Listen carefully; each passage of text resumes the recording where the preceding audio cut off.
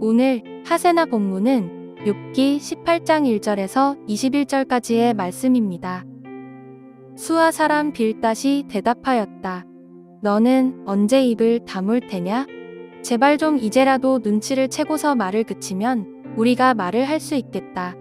어찌하여 너는 우리를 짐승처럼 여기며 어찌하여 우리를 어리석게 보느냐? 화가 치밀어서 제 몸을 갈기갈기 찢는 사람아, 내가 그런다고 이 땅이 황무지가 되며 바위가 제자리에서 밀려나느냐? 결국 악한 자의 빛은 꺼지게 마련이고 그 불꽃도 빛을 잃고 마는 법이다. 그의 집안을 밝히던 빛은 점점 희미해지고 환하게 비추어 주던 등불도 꺼질 것이다. 그의 힘찬 발걸음이 뒤뚱거리며 제 꾀에 제가 걸려 넘어지게 될 것이다. 제 발로 그물에 걸리고 스스로 함정으로 걸어 들어가니 그의 발 뒤꿈치는 덫에 걸리고 올가미가 그를 단단히 쥘 것이다.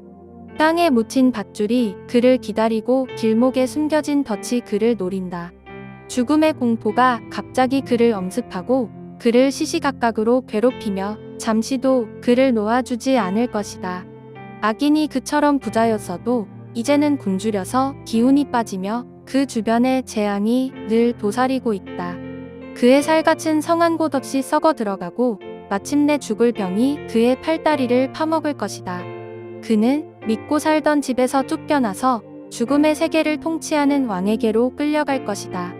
그의 것이라고는 무엇 하나 집에 남아있지 않으며 그가 살던 곳에는 유황이 뿌려질 것이다. 밑에서는 그의 뿌리가 마르고 위에서는 그의 가지가 잘릴 것이다.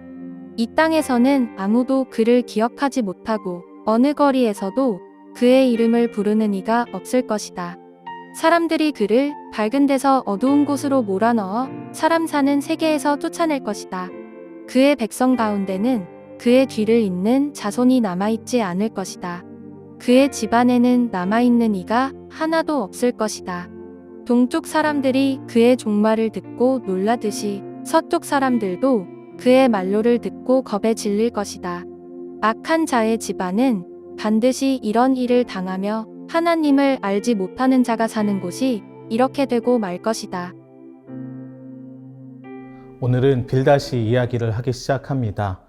빌닷의 이야기를 천천히 읽어보면 이 빌닷이 화가 나 있음을 알 수 있어요. 빌닷은 왜 화가 났을까요? 왜냐하면 빌닷은 이 욥의 말과 태도가 달갑지 않았기 때문입니다. 그래서 빌닷은 이야기를 시작하면서 욥을 향해서 이 공격적인 언사를 막 쏟아내기 시작하는데요. 먼저 빌닷은 욥을 향해서 왜 자신들을 짐승처럼 여기며 어리석게 보냐고 그를 힐난하기 시작합니다. 사실 욥은요, 이 친구들을 어리석게 본 것이 아닙니다. 그는 이 까닭없이 고난이 주어진 이 자신의 삶을 향해 그리고 그 고난을 허락하신 하나님을 향해서 지금 논쟁을 벌이고 있는 것이죠. 빌닷은 이러한 욥의 태도가 탐탁지 않았습니다. 그래서 욥이 이 자신들의 이야기를 듣지 않는 교만한 사람이라고 판단을 한 것이죠. 빌닷은 이러한 교만한 욥을 향해 거친 언사를 퍼붓기 시작하는데요. 욥을 묘사할 때에 그가 어떻게 표현을 하나요? 자신의 몸을 갈기갈기 찢는 사람이다 라고 표현을 해요. 이것은 마치 욥을 짐승에 비유하고 있는 것과 같습니다. 이 빌닷은 이 자신들이 이 짐승과 같은 것이 아니라 어리석은 욥이 지금 짐승과 같다라고 비난을 하는 것이죠.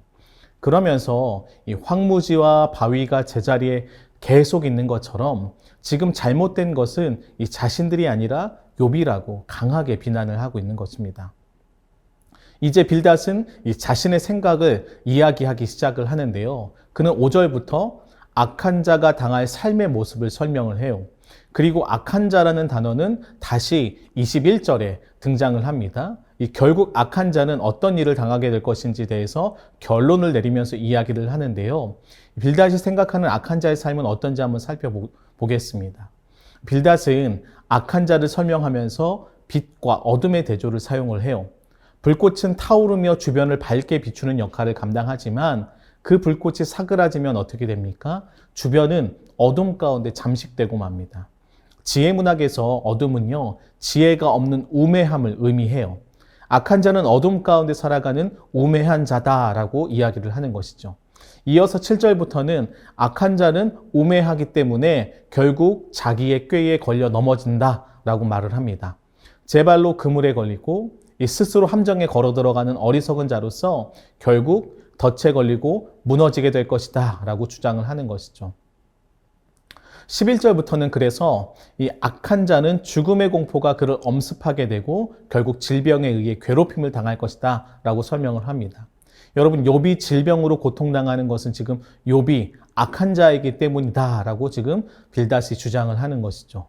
정말 빌닷의 말처럼 질병이 악한 자에게 주어지는 것일까요? 그렇지 않습니다. 질병은 의롭게 살아간 자들에게도 하나님의 백성들에게도 생길 수 있어요. 빌닷의 주장은 한계를 지닌 설명이라는 것이 계속해서 드러나고 있는 것이죠. 이 빌닷은 이어서 악한 자는 그가 살던 곳에서 쫓겨나게 될 것이고 사람들의 기억에서도 잊혀진 존재가 된다라고 주장을 합니다. 결론적으로 21절에서 악한 자는 반드시 이러한 일을 당하고 악한 자는 하나님을 알지 못하기 때문에 결국 실패할 것이다 라고 주장을 하는 것이죠. 결국 이러한 빌닷의 주장은요, 인과응보의 신학을 이야기하고 있는 것입니다. 욥이 지금 고난을 당하는 이유는 그의 죄 때문에 그리고 그가 행한 악한 행동 때문이다 라고 주장을 하는 것이죠. 그러나 지속해서 이야기를 하고 있지만 욥의 고난은요, 까닭 없이 주어진 고난이에요. 우리의 삶은 인과응보 신학으로 무조건 결론을 지을 수 없습니다. 각자마다 처한 상황과 삶의 자리가 다르기 때문에 우리는 인생을 해석할 때에 다양한 생각과 태도를 지녀야 하는 것이죠. 빌닷은 이러한 삶에 대한 이해가 부족한 사람처럼 보여요. 빌닷은 자기가 세운 기준에 합당하지 않아 보이는 욥을 거칠게 비난을 했습니다. 마치 빌닷은 자신을 이 절대적인 기준으로 세워놓고 그 잣대로 사람들을 판단한 것으로 보이는 것이죠. 그래서 자신의 생각과는 다른 생각을 하는 사람들, 그리고 다른 행동을 하면 그는 틀린 자다라고 평가를 내린 것입니다. 그런데 우리도 이러한 빌닷과 같은 모습을 보일 수 있다는 것을 우리는 생각을 해야 돼요. 우리는요, 각자마다 생각과 기준을 지니며 살아갑니다. 마치 자신을 하나도 틀린 것이 없는 것처럼 생각하며 행동할 때가 있다는 것이죠.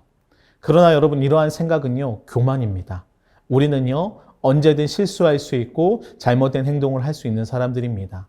우리는 날마다 100% 옳은 생각과 행동으로 살아갈 수 없어요. 왜냐하면 결코 우리는 그 누구도 완벽할 수 없기 때문인 것이죠. 그렇기 때문에 우리는 어떻게 살아가야 합니까? 늘 겸손한 자세로 상대방의 이야기에 귀를 기울일 수 있어야 합니다. 열린 마음과 태도로 나와 다른 생각을 지닌 사람일지라도 그의 이야기를 들을 수 있는 마음과 자세를 지녀야 하는 것이죠. 이렇게 겸손하게 열린 마음과 자세를 지닌 사람은요, 결코 사람을 함부로 대하지 않습니다. 누군가를 무시하거나 쉽사리 비난하지 않게 되는 것이죠.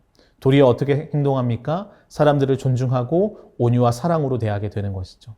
바라기는 우리가 자기 의에 충만해서 누군가에게 상처를 주는 사람이 아니기를 바랍니다. 도리어 우리는요, 어떻게 살아가야 할까요? 겸손한 마음과 그리고 사랑, 온유함으로 사람을 존중해서 사람을 살리고 회복하는 그런 거룩한 통로가 되었으면 좋겠습니다. 오늘의 하시조는 여름철 실내 적정 온도 유지하기입니다. 여름철 실내 적정 온도는 24에서 26도라고 합니다. 적정 온도 유지를 통해서 냉방병을 예방하고 에너지를 절약하면 좋겠습니다. 오늘의 하시조 함께 하시죠.